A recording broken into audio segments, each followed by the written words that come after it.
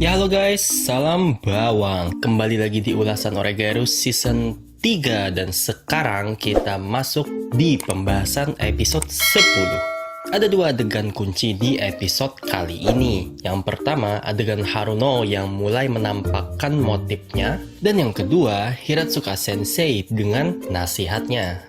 Tentu sebelum itu, banyak adegan yang memiliki maksud tersendiri. Apa saja itu? Mari kita bahas. Berikut analisanya.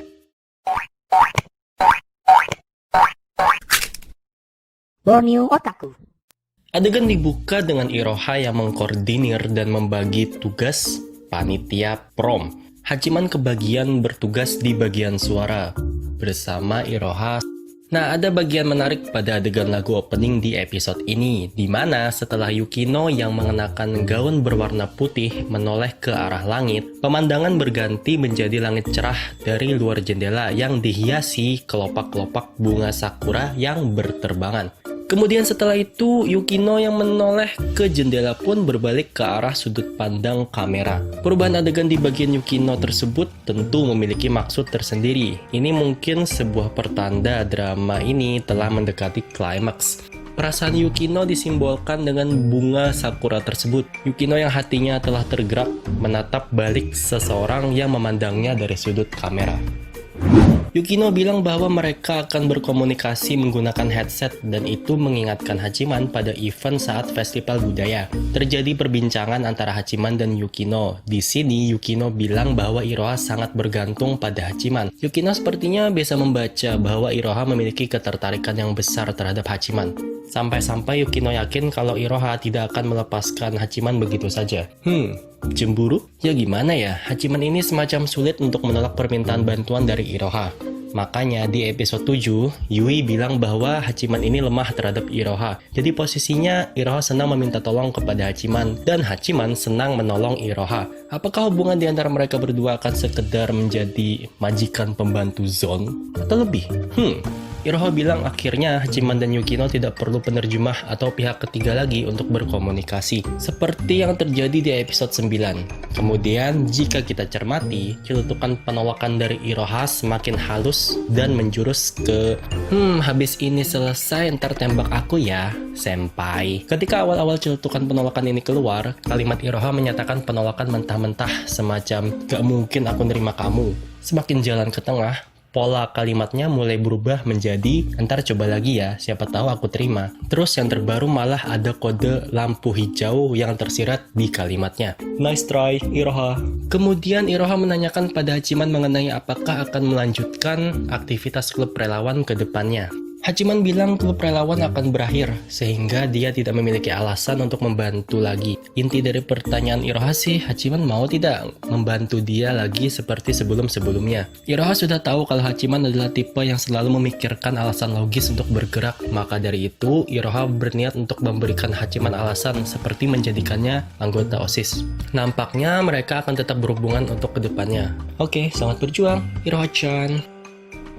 Acara prom pun dimulai. Anak-anak kelas 3 mulai memasuki aula. Mereka disuguhkan dengan gemerlap lampu pesta hingga layar proyektor yang menayangkan kenangan-kenangan dari event-event masa lalu, seperti event festival olahraga. Di tengah gemerlap acara, Hachiman menemui Yui yang sedang duduk sambil makan cemilan. Yui kemudian menanyakan apakah Hachiman sudah memutuskan keinginannya, namun ternyata keinginan tersebut masih belum ditentukan. Yui bilang sudah cukup banyak keinginannya yang terkabul. Di sini, Hachiman masih konsisten untuk mencoba memenuhi keinginan dari Yui, sesuai dengan permintaan dari Yukino. Kemudian Yui meminta Hachiman untuk berdansa dengannya, keinginan yang cukup berat, namun Hachiman tetap memaksakan diri untuk melakukannya. Begitu gemerlap lampu padam, Yui menyandarkan dahinya ke dada Hachiman, sambil bilang bahwa selanjutnya akan menjadi yang terakhir. Dia seakan sudah punya firasat kalau permintaannya yang selanjutnya kepada Hachiman merupakan permintaan terakhir, sekaligus klimaks bagi perasaannya, dan klimaks bagi hubungan mereka.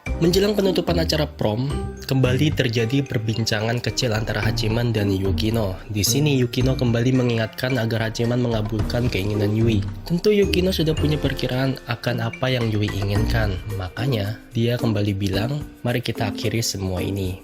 Tapi apakah keinginan yang disampaikan Yui ke Hachiman nantinya akan sama dengan yang Yukino perkirakan? Prom pun telah selesai, panitia sedang bersantai pasca acara berakhir. Sensei bilang ingin berdansa dengan Hachiman. Yang Hachiman pahami bahwa Sensei melihat ia berdansa dengan Yui. Sepertinya menarik jika bisa melihat adegan Hiratsuka Sensei yang berdansa bareng Hachiman. Tak lama kemudian, Haruno datang bersama Yukimom. Langsung saja Yukino mendatangi mereka berdua dan berterima kasih atas kerjasama yang telah diberikan. Haruno lalu mengarahkan topik pembicaraan nih kepada keinginan Yukino yang ingin mewarisi bisnis ayahnya. Karena dipancing begitu, Yukino pun menjelaskan keinginannya tersebut secara langsung pada Yukimom. Dan kelihatannya Yukimom merespon positif keinginan Yukino tersebut. Ya kelihatannya aja sih. Kini tersisa Haruno, Hachiman, Yukino, dan Yui di ruangan. Haruno bilang mungkin ibunya sudah menerima, tapi yang lain belum tentu. Terlepas dari pendapat Hachiman dan Yui bagaimana, yang jelas secara pribadi Haruno sendiri tidak menerima keinginan Yukino tersebut. Karena Haruno ini kan sejak dulu sudah dipersiapkan untuk menjadi pewaris bisnis keluarga. Dia harus mengorbankan keinginan pribadinya dan harus hidup berdasarkan ekspektasi keluarga. Hidup dengan menuruti keinginan dari Yukimom, baik itu masalah pendidikannya dan masa depannya. Sebagai seseorang yang sudah dikekang selama 20 tahun, tentunya bisa jadi akan kesal jika tiba-tiba Yukino yang mengambil alih perannya tersebut. Yukino yang diberikan kebebasan penuh sebelumnya, malah memilih untuk merebut tujuan hidup Haruno selama ini. Jika pada akhirnya Yukino lah yang menjadi pewaris bisnis keluarga, jadi untuk apa Haruno kala itu menyerah untuk mendapatkan kebebasan pada masa mudanya? Tapi jika kita memahami secara positif pernyataan Haruno ini, kita bisa memaknai bahwa hal itu sebagai motivasi agar Yukino bisa lebih memperlihatkan kelayakannya kepada Yukimom. Setelah itu, Haruno pun pergi dari ruangan sembari memberikan sinyal kecil pada Hachiman. Yukino nampak menjadi kurang enak begitu memahami keseriusan Haruno ketika mengatakan hal tersebut. Tapi Yui menyemangati dengan bilang 1 tahun yang Yukino lalui juga sama beratnya, karena bukan masalah berapa lama waktunya, tapi ini lebih ke masalah kemampuan, kompetensi yang dimiliki. Well, Yui, masalahnya tidak sesimpel itu sih. Yukino bilang bahwa ini adalah saat yang tepat untuk mengakhirinya. Mungkin maksudnya di sini mengakhiri aktivitas klub relawan, mengakhiri hubungan stagnan di antara mereka bertiga, dan mendapatkan kejelasan. Yui sebenarnya ingin melanjutkan, tapi jika Yukino ingin mengakhirinya, maka ia setuju saja. Kemudian Yukino dan Yui melihat ke arah Hachiman, meminta sikap Hachiman terhadap hal ini. Tapi Hachiman tidak mampu menjawab apapun, bahkan dia langsung melarikan diri begitu momen intens antara mereka bertiga itu diganggu dengan kehadiran Iroha yang tiba-tiba datang.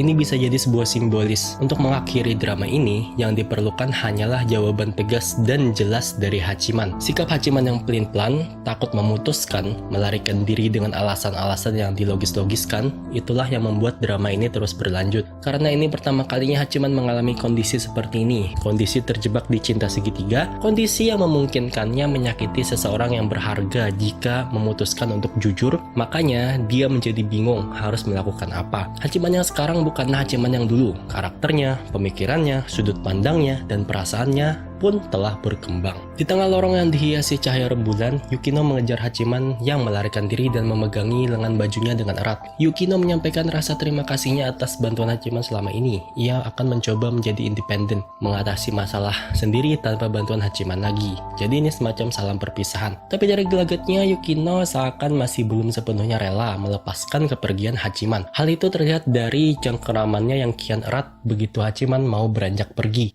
Malahan dari adegan ini, Hachiman yang melepaskan dengan perlahan cengkeraman jari jemari Yukino seakan-akan ya sudah rela untuk berpisah. Atau bisa jadi Hachiman hanya tidak sabar untuk berkonfrontasi dengan Haruno untuk menanyakan mengapa Haruno mengatakan hal semacam itu kepada Yukino. Di sini diketahui bahwa Haruno sangat menginginkan untuk melihat ketulusan, sesuatu yang genuine. Inilah alasan ia memancing drama, menciptakan konflik, menggiring pola hubungan di antara anggota klub relawan. Haruno bilang keinginan Yukino yang ingin mewarisi bisnis keluarga hanyalah sekedar kompensasi. Maksudnya di sini semacam pelarian, sebuah tindakan untuk menutupi tujuan aslinya dengan tujuan lain, karena tujuan asli tidak bisa terwujud. Karena Yukino sudah menyerah untuk mendapatkan hal yang sebenarnya ia inginkan, maka Yukino membuat keinginan lain sebagai tujuan hidup barunya. Namun tujuan tersebut bukanlah hal yang sungguh-sungguh ia inginkan. Simpelnya yaitu tadi, pelarian. Di sini diberi petunjuk bahwa Haruno melihat Hachiman dan Yui juga memaksakan diri untuk setuju dengan tujuan Yukino tersebut. Sama-sama lari dari kenyataan dengan membuat-buat alasan yang terkesan logis. Makanya Haruno sebelumnya melihat ke arah Hachiman dan Yui, meragukan mereka juga menerima keinginan Yukino. Semua tertelan dalam kepura-puraan. Hachiman menyadari bahwa ialah yang memaksa Yukino dan Yui terjerumus ke dalam kepalsuan. Tindakan Hachiman sendiri malah membuatnya makin menjauh dari apa yang ia cari, yakni ketulusan, hubungan yang genuine. Blunder ada di diri Hachiman pribadi. Kamu tidak akan mabuk. Kalimat Haruno itu pun diakui Hachiman, bahwa Hachiman tidak akan bisa mengungkapkan perasaan yang sesungguhnya karena selalu berlindung dan melarikan diri dengan memutar-mutar kalimat. Sesuatu yang genuine itu apakah benar-benar ada? Di sini kita bisa melihat motif dari tindakan Haruno selama ini. Dia peduli terhadap adiknya agar bisa lebih berkembang dengan menelan konflik perihal perasaan. Dia juga peduli terhadap Hachiman karena Hachiman sama sepertinya, sama-sama tidak bisa mabuk. Dia mengatakan bahwa hidup dalam kepura-puraan hanya akan membuat dirinya membusuk seperti yang ia alami selama ini.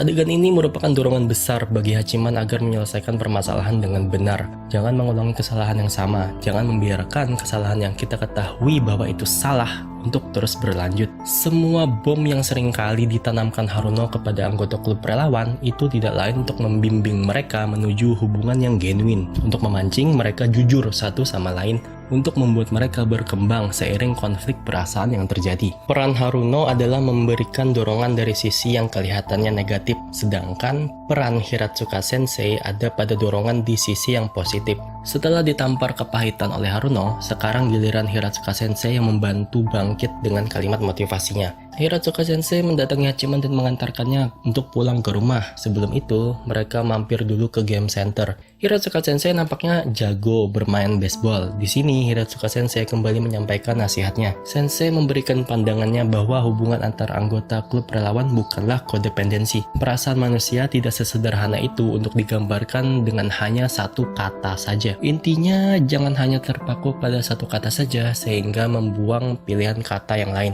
Episode ini diakhiri dengan Hachiman yang membuka mulutnya seakan ingin mengatakan sesuatu yang kemudian itu bisa jadi pertanda kebulatan tekadnya yang telah terbentuk. Kita benar-benar menuju endgame.